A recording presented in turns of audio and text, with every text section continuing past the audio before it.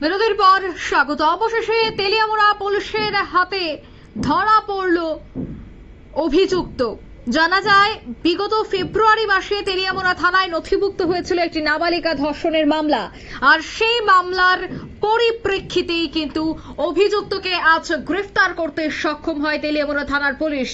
জানা যায় যে থানার ওসি রাজীব দেবনাথ দাবি করেছেন গত ফেব্রুয়ারি মাসে তেলিয়ামুড়া থানা এলাকার করইলংয়ের বাসিন্দা পেশায় টমটম চালক নির্মল দাসের বিরুদ্ধে তেলিয়ামুড়া থানাধীন এক এলাকার কোনো এক নাবালিকাকে ধর্ষণের অভিযোগ থানায় লিপিবদ্ধ হয়। আর সেই অভিযোগের পরপর অভিযুক্ত পলাতক থাকার পর বিশ্বস্ত সূত্র মারফত খবরের ভিত্তিতে আজ গ্রেফতার করা হয় বলেই দাবি করেছেন ওসি।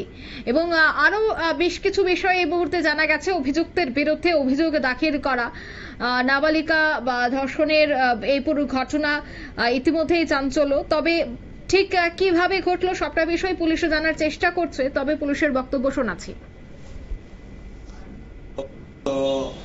4 ফেব্রুয়ারি তেলিয়ামুড়া থানাতে একটি মামলা হয়, যার নাম্বার 2025 TLM 008 এবং সেকশন ছিল 137(2) অফ BNS 2020 অফ পক্সো।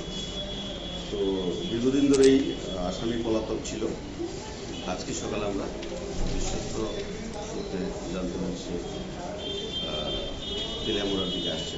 তো আমরা যথারীতি উঠতে আমরা গ্রেপ্তার করি।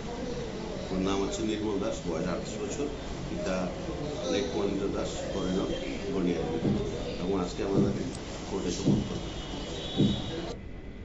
আপনারা শুনলেন পুলিশ আধিকারিকের বক্তব্য। এদিকে পুলিশের তরফ থেকে দাবি করা হয়েছে গোটা ঘটনা তদন্ত সাপেক্ষে প্রয়োজনীয় ব্যবস্থা গ্রহণ করা হবে।